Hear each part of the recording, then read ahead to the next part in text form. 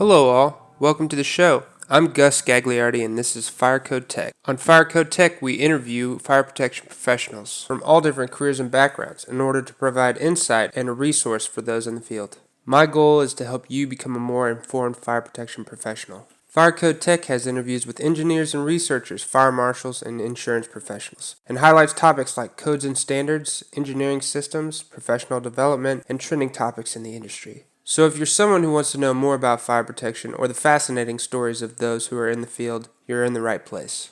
What's going on, y'all? Welcome to episode 41 of Firecode Tech. On this episode, we're talking with Aaron Johnson again. So excited to talk to Aaron. There's been a lot of shakeup in the aircraft hangar and aircraft fire suppression industry. We get into some great nuggets of some foam alternatives and what's been happening in the aircraft hangar industry and NFPA 409. Aaron also has some great takeaways for people who are looking to get into the fire service and professionals who want to get involved with codes and standards. I really enjoyed this episode with Aaron because we already had the baseline of Aaron's career and some of the more templated topics of Firecode Tech taken care of in episode 4 of Firecode Tech. And yeah, if you have any interest in aircraft hangar fire protection, you're going to love this episode. Don't forget to subscribe so you never miss an episode and follow us on social media. Oh, and if you could give us a 5-star rated review on Apple iTunes podcasts, that would be awesome. So helpful. Well, Aaron, welcome to the podcast. Welcome back to Firecode Tech. Awesome. Thanks, man. Thanks for having me. I'm glad to be here, and I love listening to your show, so glad I can be a part. Awesome, man. That's touching. I appreciate that. Man, so you're only my second guest I've ever had on a second time for Firecode Tech, and one of the original. I believe you came on before the podcast had even launched. So, like, you're one of the probably 5 people that I had on the podcast who just took a huge leap of faith in coming on and talking to me. So, yeah, it's been a while. How have things been? Oh, things have been good, man. Things have been great, and a lot of changes recently. Always exciting stuff, and like I said, anytime that I get to talk about fire protection with somebody, I'm always up for that. So.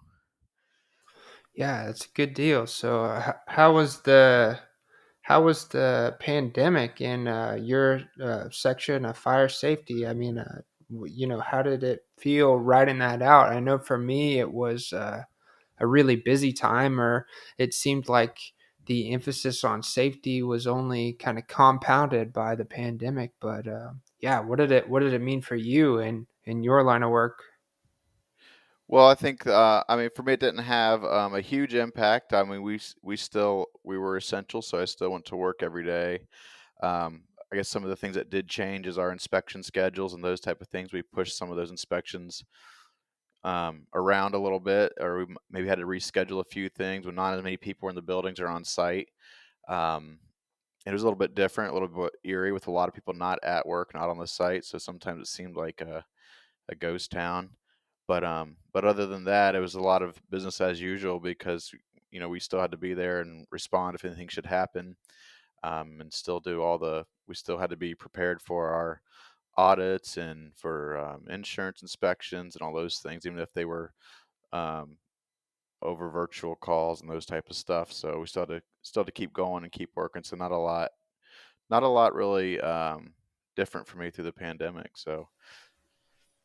Yeah, I feel you. It seems like pretty much other than wearing masks all when I would travel, it's been pretty much business as usual. Masks at work, masks traveling, but other than that, it's just been like full steam ahead. Yeah, I So mean, I would say that too. I kind of forgot about that. I hadn't traveled in a couple years, so I'll be glad to get back to that. So, looking man, forward to some conferences and stuff next year. oh yeah, I've been wanting to. I've been so. I had so much FOMO about people going to SFPE and NFPA's conferences coming up online, but I'd love to go to some of those conferences. I heard a lot of good stuff out of people who went to SFPE, but Yeah, what kind of conferences have you been to in the past, or are you interested in going to as somebody who's been more fire service oriented? Yeah, so I always like I think I go to lots of conferences every year, and I've always tried to do that. And I'm a big proponent of continuing education. So, but one of the best is the National Fire Protection Association, the NFPA conference every year. It's always packed full of information and interesting people. And it's always in a pretty cool location usually. So I'm actually looking forward to going to that one in 2022. I'm excited about that. I also look forward to the ARF working group. It's Aircraft Rescue Firefighter, so it's a conference and an association for people that are in that industry. It's pretty interesting. There's a lot of people from all different types of airports and within the aviation field, and a lot of apparatus manufacturers, all kinds of vendors like that are there. So it's a neat crowd, a different crowd, and you get some different types of topics to discuss and learn about some different things that you don't get at other conferences.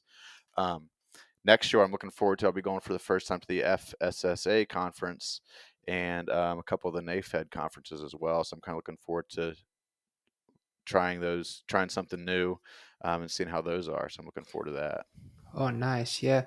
It's some of the business development people at my company like to go to some of those more general aviation conferences. And I haven't had the opportunity to go to any, but man, it seems like just a hotbed for networking with professionals and, seeing what's happening in the industry and getting a pulse for where things are going and what's important to the people who are in fire and life safety. But yeah, it seems like a good deal. But man, I was gonna say you're talking about like people who produce apparati. Well, I don't know how you say it, but fire apparatuses.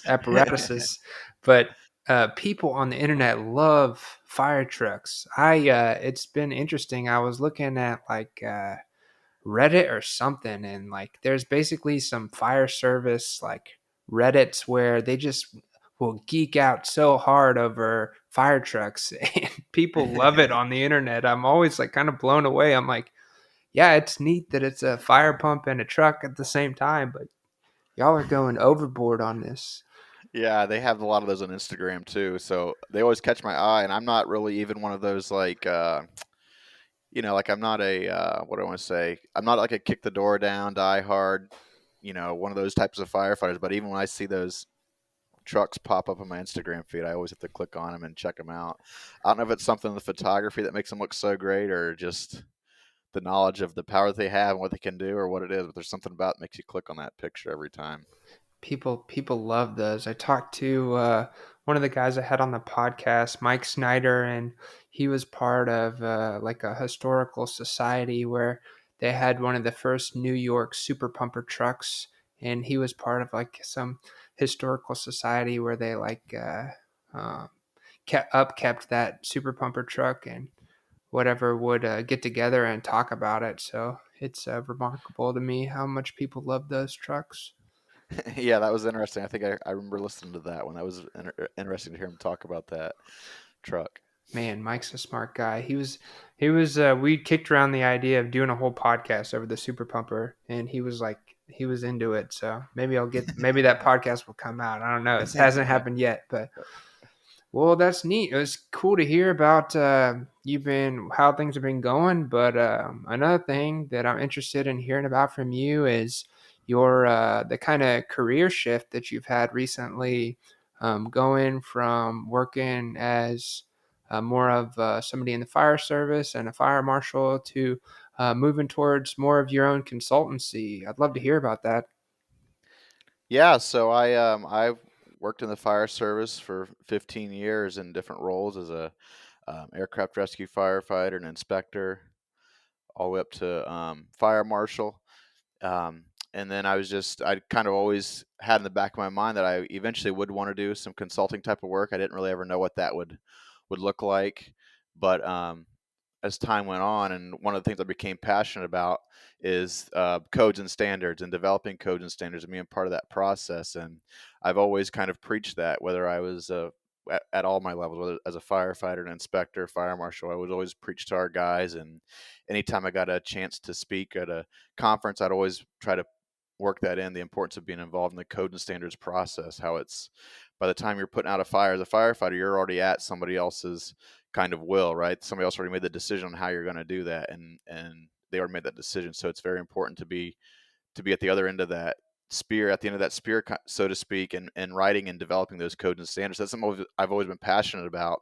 And I just kind of realized, there's a gap in technology, moves a little bit faster than the code and standards process, and there's a gap in that. And there's people that have, they found a new way, or they have an innovative fire protection solution for a certain fire problem, and they know it works, and we could see it work. But if it's not in the codes and standards, then it's not going to get accepted. It's not going to be an acceptable alternative or an acceptable solution. So that's something I'm always passionate about, is helping those people and those organizations kind of move in that direction. So I've been I started doing that kind of on the side along with my fire service career about 10 years ago. I would take some work and do some side jobs like that for people, and finally just got to the point where I was starting to refer people out, and I started saying, hey, what am I doing? I like doing this work. I need to stop referring these people away and just keep the work and do it myself. And so I made that transition in October of this year, and so it's going well. It's exciting, and I get to be involved in a lot of fun stuff and fun projects and different things. Man, that's awesome. I love that. I love that you're talking about like a certain level of advocacy for, fire and life safety alternatives, and how much of an it always has struck me as really incredible how much of an uphill battle it is for a product to make it into the fire and life safety markets, whether it's the listing or just people having knowledge about the solution, or kind of fighting the stigma of this is the way we've always done it. So I think that's a really interesting point you made about, um, working with companies and kind of helping build a knowledge base around new alternatives and different projects. I think that's a fascinating line of work.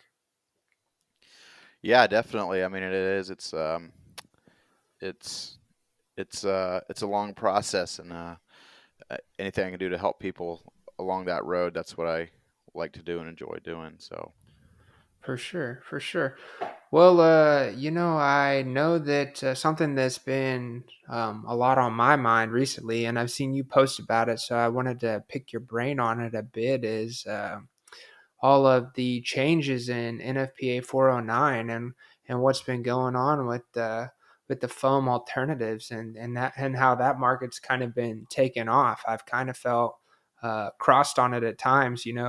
I always want the most safe solution and the most effective fire and life safety solution to be available, and for that to win. But it's I can't help but feel a bit curmudgeony about kind of seeing the seeing foam not be, or kind of people shying away from foam and wanting to distance the industry from foam. So I feel two ways about it, I guess, but love to hear your thoughts on that.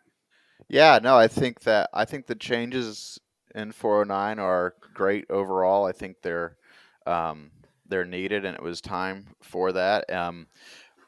We'll get to the foam alternatives in a minute, but one of the bigger changes was the addition of adding in a way to do a fire risk-based assessment or performance-based design alternative. And I think that's important because um, one of the areas of technology that I've been working in is in electronic vertical takeoff and lift aircraft, or EVTOL, and urban air mobility. So those types of aircraft that run off electric or hydrogen, they're going to require a whole new type of fire protection than a foam system would allow. So having a risk-based or performance-based design, having that actually now as part of 409 and written in there and pointed to, and a process and a system for that, that's going to go a long way towards better protection for these new technologies. So that's one of the biggest things that I was glad to see come into 409.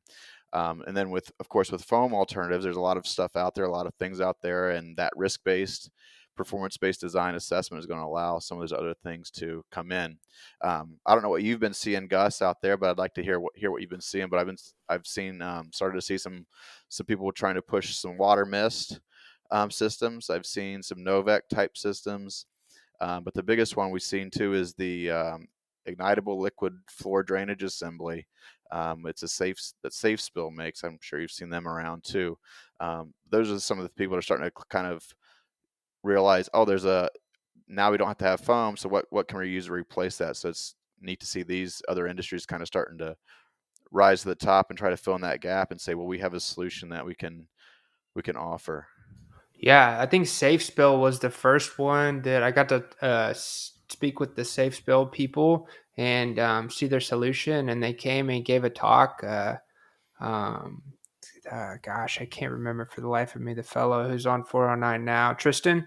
Tristan, yeah. Tristan and Bill came to our office since we do so much hanger work, and were talking to us about the solutions that they're bringing to the table. And Leanne, who's one of my biggest mentors, was kind of was all open ears and interested in hearing about what they're doing. But yeah, now more recently, I haven't heard about the water mist, but I've heard about uh, the Novak or the clean agent, which is seems really counterintuitive to me for what a hanger is, the hazard, the volume that a hanger is associated with. But yeah, I just heard recently about that. But yeah, tell me a little bit about the water mist. I mean, I understand water mist and how that could be applicable, but I guess I Yeah, just I mean, haven't seen that.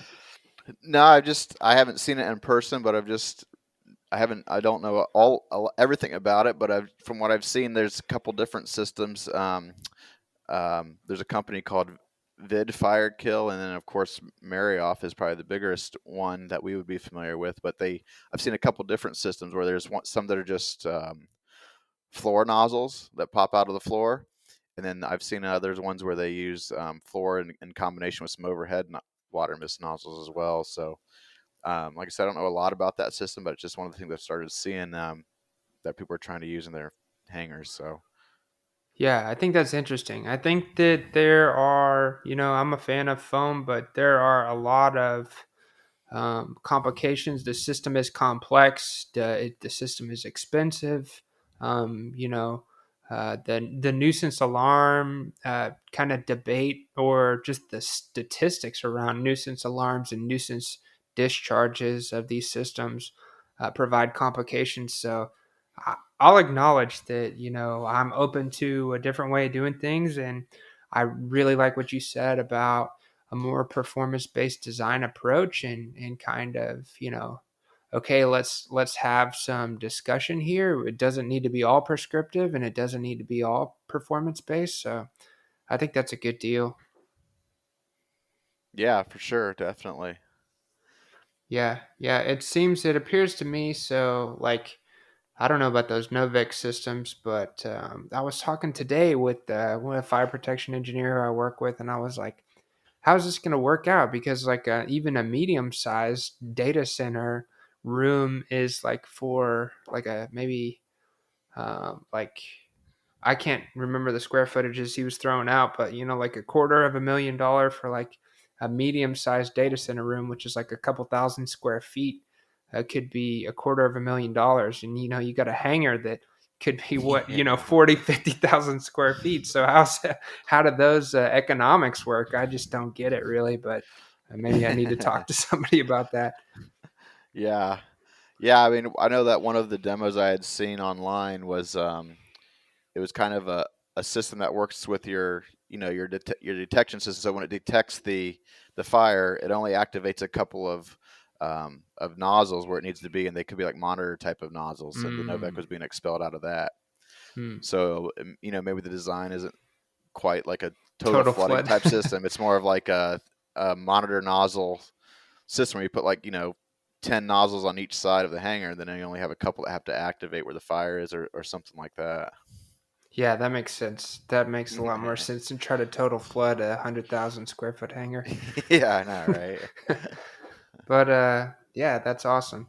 Yeah, it's the hangar thing is it's a complex problem, and for fire and life safety, it's kind of one of those occupancies where we get more of a seat at the table than as compared to a lot of other occupancies like business or just general storage or industrial facilities. So I don't know. I'm a little bit protective of this big hazard and these complex systems, but I'm excited to see. I'm always excited to see new developments and new good systems. And I'm a proponent that if a safe spill or if a water mist or if a gaseous suppression is gonna be the solution that is better all around economically, safety wise, and maintenance wise, then I'm all for that. But it's been kind of interesting. I feel like these changes in 409 have really opened things up.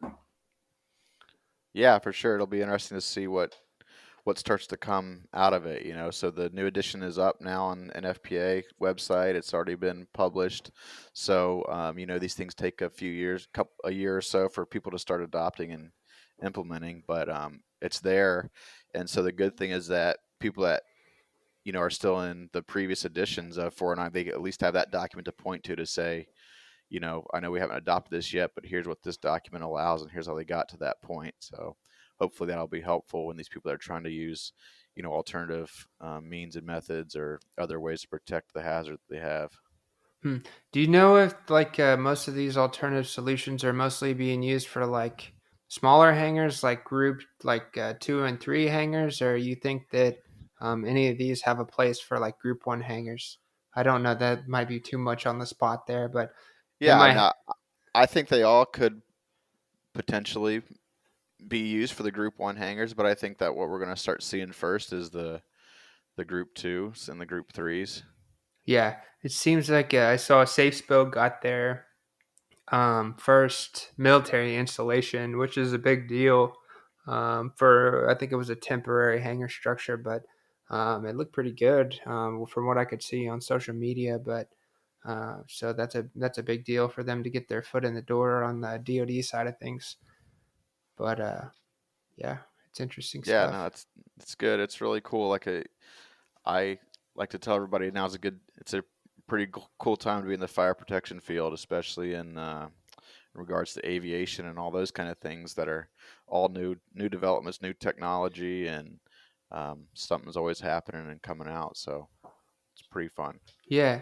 So I'd like to hear your thoughts on this. So I was reading a Meyer Fire blog about, and I've heard some other people who went to the SFPE conference talking about it, but just this notion that fire and life safety is having trouble finding people to come to the field and kind of needs advocacy for fire and life safety. I've seen that in my short career, but yeah, I was just wondering if you've kind of seen that recently or just in your career in general. You mean like a shortage or a lack of people interested, right? Or is that Yeah, really yeah. what it was about? Yeah, yeah. I remember reading that article too. Yeah, no, I think it's a true. I don't think that people are aware of it and of what all it is, and maybe even of how to get into it.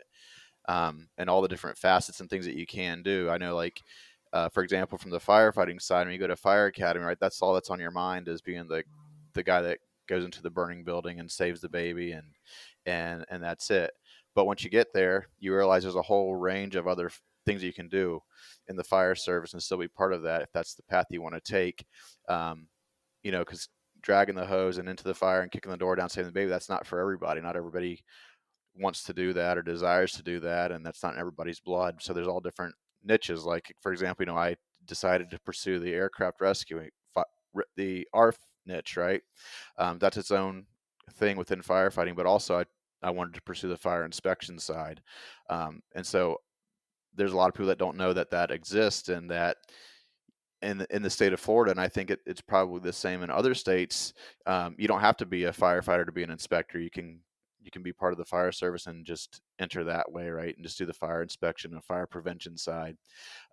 So I think, you know, I do see that there's a lack of people that are interested in that in the field, and I think it's due to not knowing how to get started or how to get into it or thinking it's something bigger than it is. One thing I'm always kind of surprised about is that. Um, there's usually the NFPA standards that regulate fire inspector qualifications and those kind of things. It seems like every time they come around for their new update, it seems like someone always then puts a public comment for, requiring a certain degree level, associates, bachelor's, master's for different things, different levels of certification, and it always gets shot down. And I'm glad, because part of it is, if you do that, we're already a field that is having trouble getting people, right? People seeing it. So now you're just going to make it harder for people to enter it, right? By requiring that they have this, or that they have a certain college or higher education degree. And not that there's anything wrong with that, but some of the things we do don't really require one of those higher education degrees. Getting the people in, helping them learn the code, um, getting them started and getting them passionate about this field and this industry. So all those things that they can bring that don't require a higher education degree.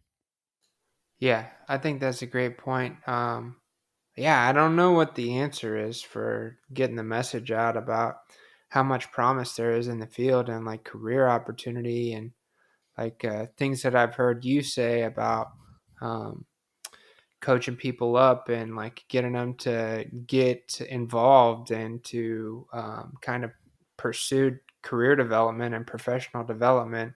Um, yeah, I don't think that we need to be making more barriers for people to get into the field because I think that from what I've seen recently, and maybe it's just a national trend, but it seems like there is a shortage of people getting into the field. From my conversations with professors from my program at Oklahoma State to just speaking with people like yourself, it seems like the consensus is that we need to find a way to uh, increase the knowledge of our industry to people coming in to I guess their working years. But Yeah, right. A lot. And one thing too, I've always from the fire service side, if you're a young kid, or no matter what your age is, but you're trying to get into the industry, you're trying to get into work at the fire department, the path that people take here, and I'm sure it's probably true for other parts of the country, is, you go to fire school, you get your fire certification, then you have to apply for a job, and then the next thing people want to do is, oh, I'll get my paramedic, I'll become a paramedic, because that's usually what people look for to get hired. And so the paramedic program could be $12,000, right, or more, and it takes a year, a pretty intensive year of education and doing classwork, and you have to do clinicals, those kind of things. And so I would always tell people that, they want to get into the fire service, and maybe they have their firefighter certification, but I always say, well, why are you going to do the medic? Because if you have one firefighter opening, or let's say there's 5 positions at a fire department, they're going to have about 500 applicants or more for those 5 spots. But I said, if they have an inspector's opening, there's not going to be as many. It's going to be, there might be 5 people that apply for that inspector's position. So I said, why wouldn't you um, go and become a fire inspector, which is 200 hours of classwork. Some of those you can do online, and then you take a state test, right? That's how it is in Florida. And I know it's different in other parts of the country, but there's always a similar certification program, right? And I'd always say, well, that's going to open the door for you, because if the fire service doesn't work out, that opens the door to other things. You could go work for a sprinkler alarm company and do inspections there, right? Because you already have that knowledge of what the code's supposed to be. So it gives you a lot of other opportunities and other things besides just the fire service. But sometimes it's hard to get people to expand their mind, or to look outside of that traditional path.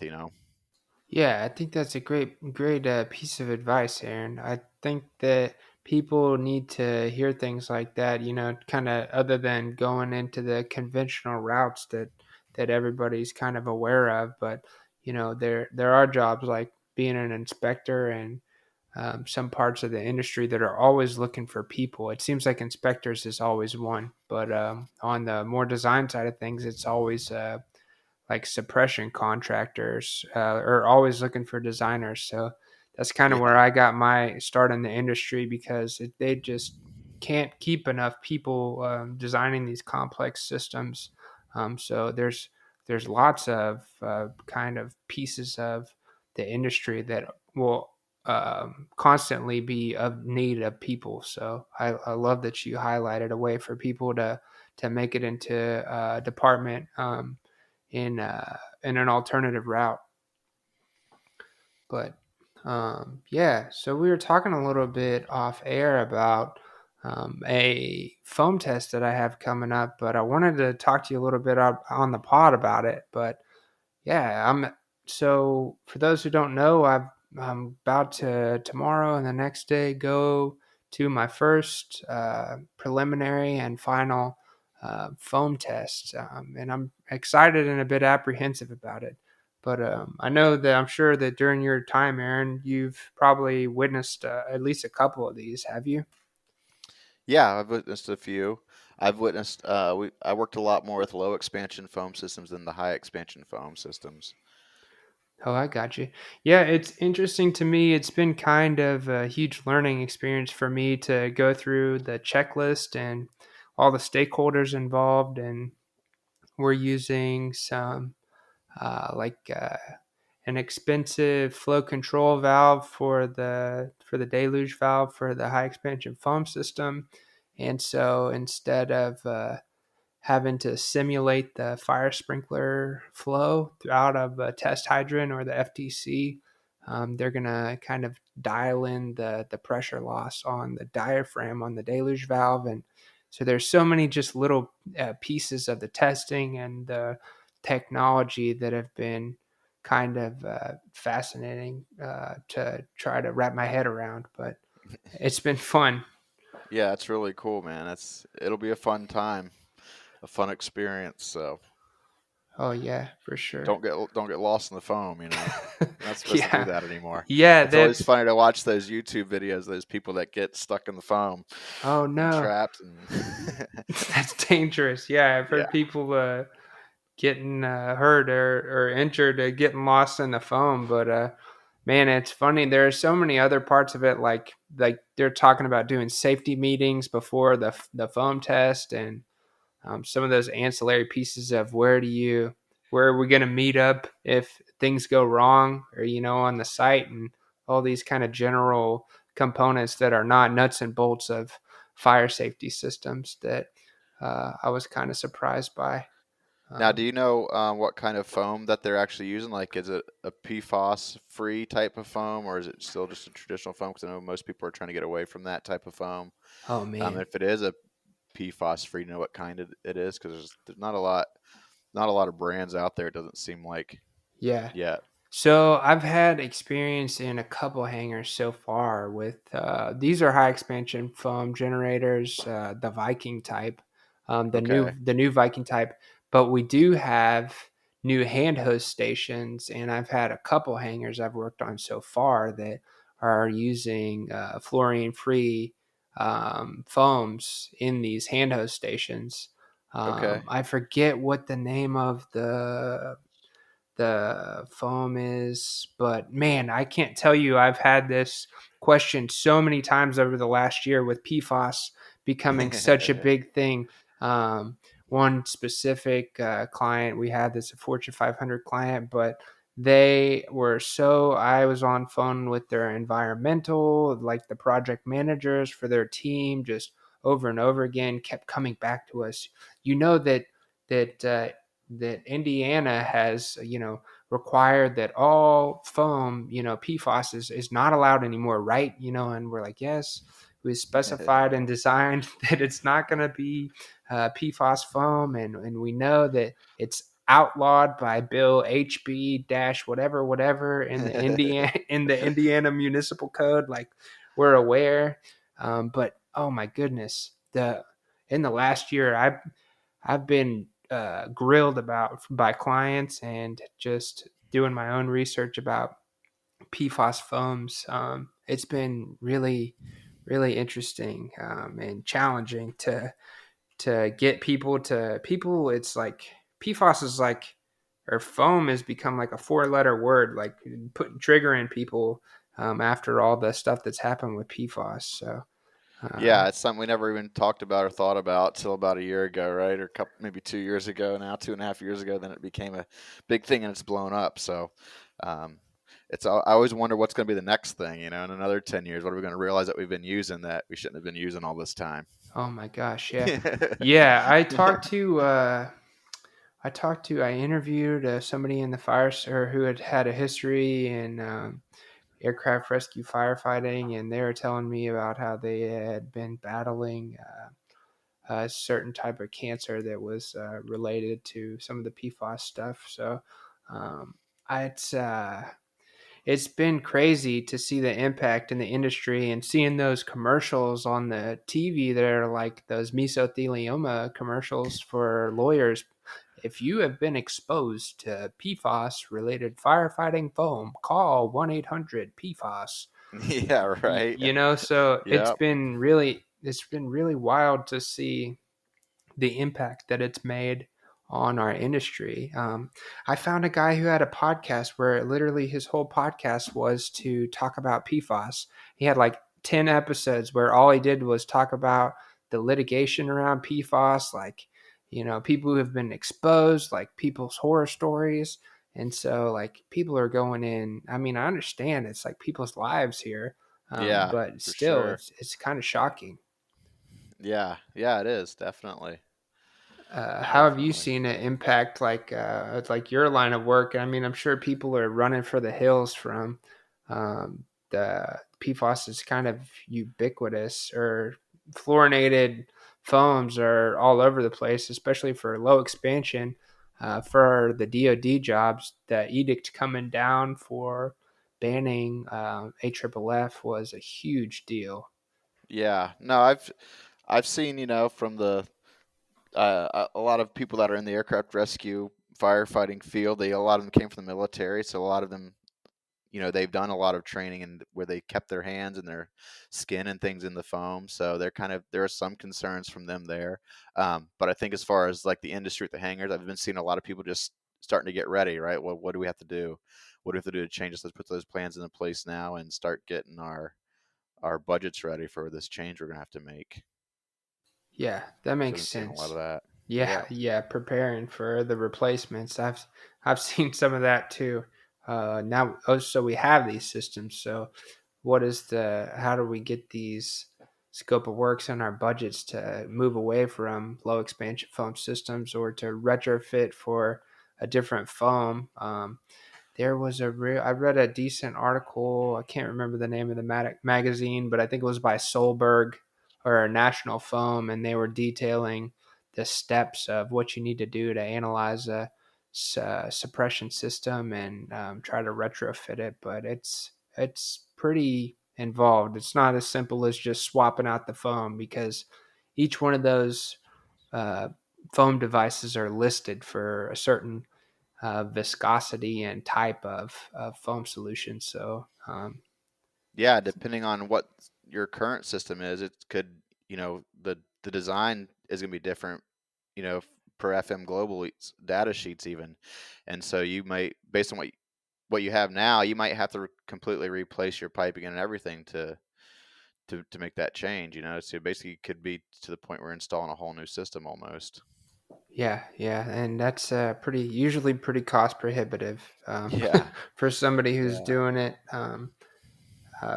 without being just forced to by uh, municipal code or federal law changes. So, Well, and luckily, that's where that new edition of NFP4 can come into play. You can start doing those risk-based assessments and say, well, here's another alternative that we can use, or something else that we can do, or based on what we're doing this hangar, we actually don't even need this phone system anymore. So hopefully that people can use that when they're making these changes.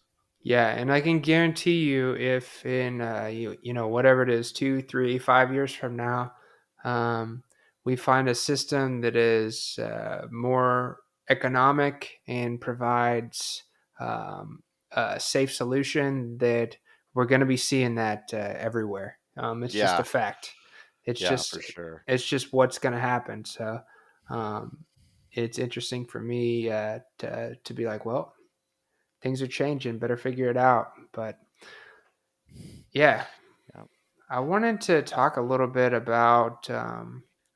You're a pretty prolific writer. I mean, you've written a ton of books and a bunch of articles on fire and life safety. But yeah, I didn't know if you wanted to tell me a little about like a recent article that you've written, or one that you have coming up that you're excited about. But I always enjoy catching your.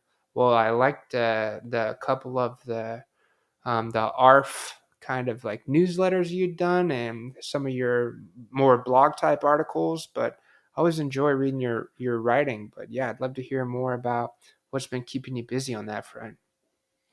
Yeah, man. No, since I'm doing auto on my own, I actually have a lot more time to do those things. So I'm going to be starting up that a regular newsletter again, kind of like the one you mentioned before with ARF and Hanger type stuff, regular updates to that. But definitely be starting to do that. An article that came out, it's become pretty popular. I wrote an article for EVTOL.com, EVTOL.com.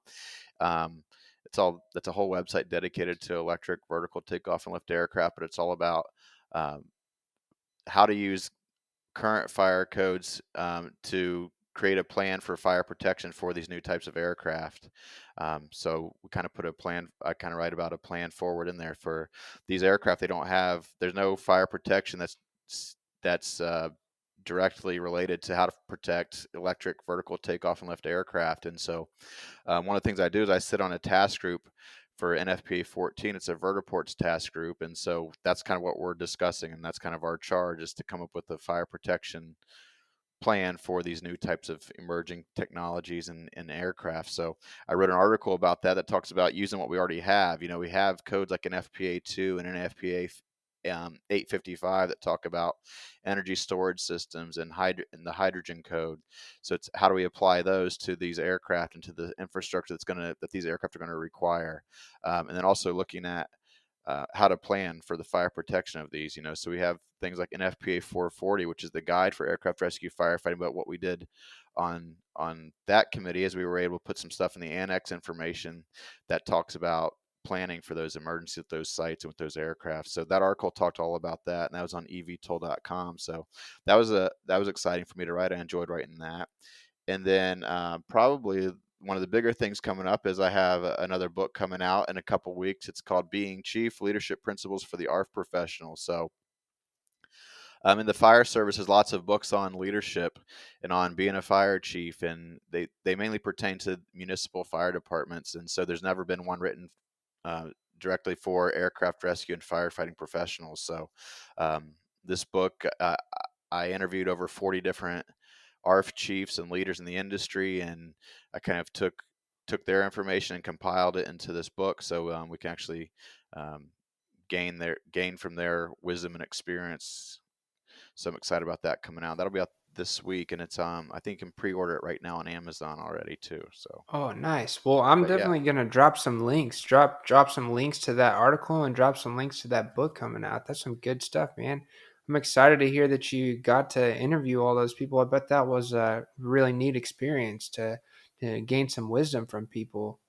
yeah. I mean, like the big. I was reading a lot about the big consulting industries like McKinsey and those kind of companies, and they're really big on what they call knowledge management, right? It's taking all the knowledge of the people that you work with and all their years, right? All the people that came before you. It's taking their knowledge and capturing it, right? Whether that's in written documents or videos or whatever it might be, capturing that knowledge so that other people can use it and access it. And that's one of the things that we have probably haven't been great at in the fire service is, you have these guys that have worked in this field for 40 years or longer, and when they leave, they kind of take a lot of that knowledge with them. So this is a really cool opportunity to talk to some of those guys that have, some of them have already been retired from the field, and other ones are on their way to doing that. And then I also had the chance to interview some younger people that are just kind of stepping into those chief roles. But this is an awesome tool to be able to capture some of that knowledge before it leaves and is gone forever. That's so great, man. I love that sentiment. I'm a fan of kind of coding and the tech industry and that with how they've categorized it as documentation or something that I've been pushing for in my role is how do we make decisions, how do we establish how much of a job is done, kind of documenting the steps and the knowledge base like you were talking about. So I really love that. I think that's so important. There's so much that these I was talking about just this week, like how much the subconscious brain knows when you've spent 30 years in the industry doing something.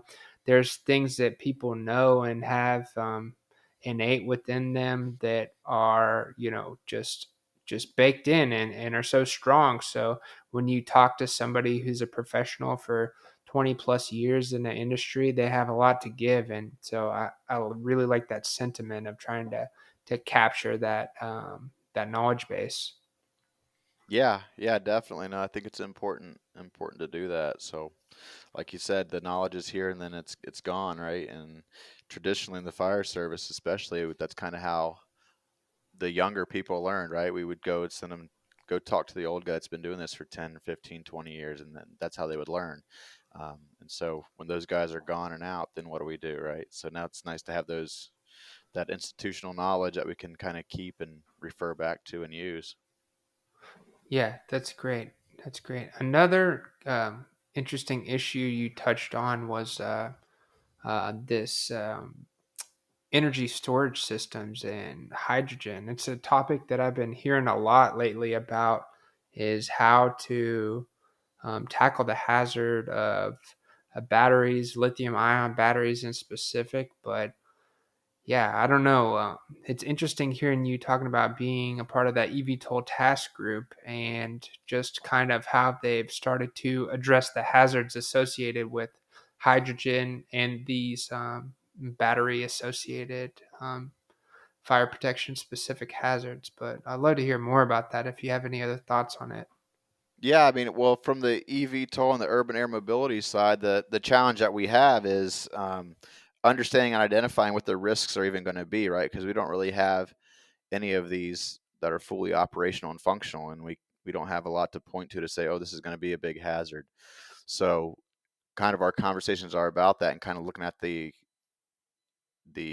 lithium ion or the energy storage system industry and saying, well, what are they doing now to protect these and to protect fires and structure fires and to protect fires from these battery systems spreading. So, and really, if you look, a lot of them don't have a great solution. It's these fires. If you see the fires, they burn for a long time, and all they're saying to do pretty much is protect your exposures and try to cool them as much as possible. So, what is that, right? We want to get better than that and find out what we can do to do that quicker and better and against that risk. So we have a lot of good knowledge on the task group. People from the aviation side, the EVTOL side, people from the suppression system side. Um, so it's kind of cool to just sit and think about, what can we do? How can we do it?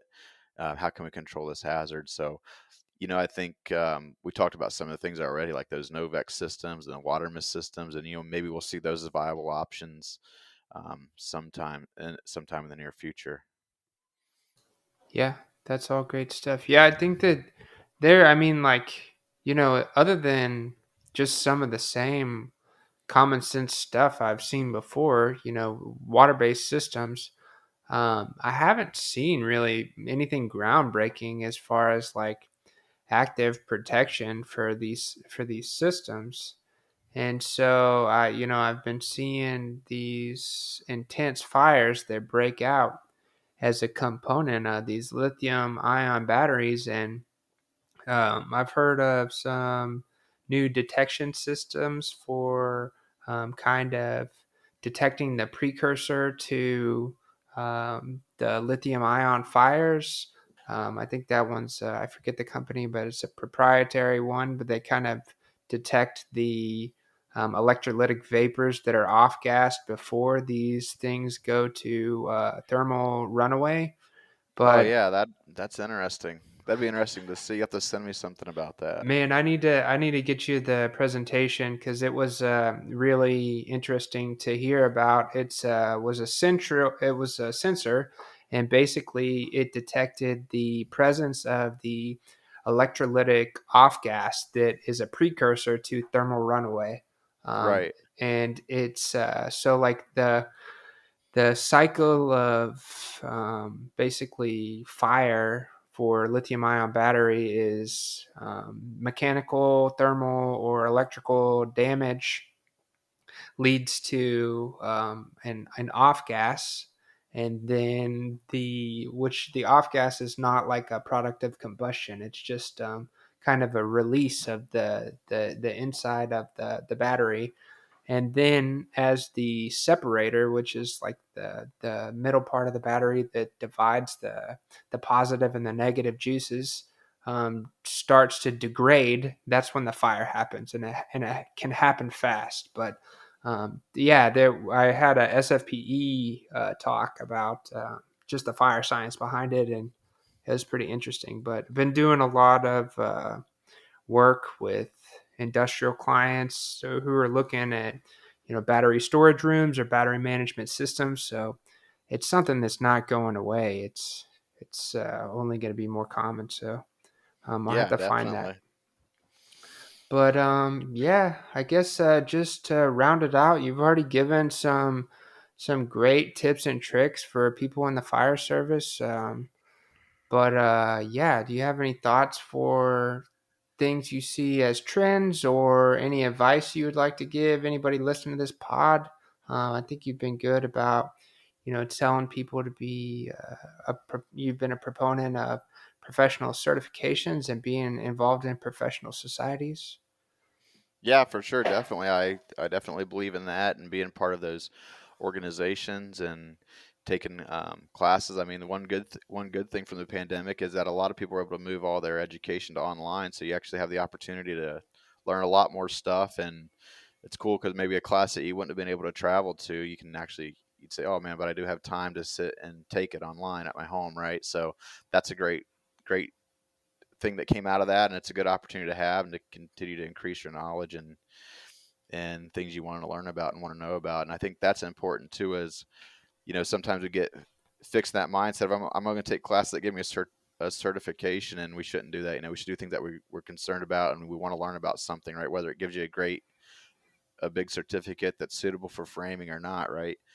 We should take these classes because it's something we want to know about, we want to learn about. And I always find it interesting to take classes and things online and go to conferences that are outside of my field too, because there's something you can gain from learning how another field does it. My wife owns a hair salon, and so I went to a big hair salon management seminar with her a few years ago, and all the stuff that they do, there's stuff that I can actually implement and use. So it's always interesting to go outside of your own field and learn from others and see what they're doing and how what they're doing can apply to your field. So Yeah, that's a great piece of advice. It's easy to just hang out with people who are like minded, but a lot of times the hobby that is totally unrelated to what you're doing, or the social gathering that, a professional society or a group that is sharing knowledge but is not in the same sphere of work as you are, can have a lot of great takeaways, and you can see a perspective that's different. So I think that's a great piece of advice, Aaron. yeah. Yeah, But no, I mean, I think we covered a lot of stuff. I'll send you the link to that article. The book's coming out. I always like to push codes and standards, like I said. So if you go to my website, aaronj.org, there's a free guide that people can download. It's called Affecting Change Through Codes and Standards. So it kind of outlines the process of how to get involved and how the codes and standards work. So that's free. So definitely want to make sure that to give that to your listeners also. yeah, definitely. We'll put some links down in the show notes, and people can go follow Aaron. Aaron frequently uh, shares great stuff on LinkedIn and on Twitter, and so you can catch him on either of those places, or just see his updates on his blog. So it's all good stuff, Aaron. I just want to say thanks so much for coming on the pod and sharing your knowledge. It's always a pleasure. Awesome, man. No, I appreciate the opportunity and keep up the good work. Will do, will do. Thanks for listening, everybody. Be sure to share the episode with a friend if you enjoyed it. Don't forget that fire protection and life safety is serious business. The views and opinions expressed on this podcast are by no means a professional consultation or a codes and standards interpretation. Be sure to contact a licensed professional if you are getting involved with fire protection and or life safety. Thanks again, and we'll see you next time.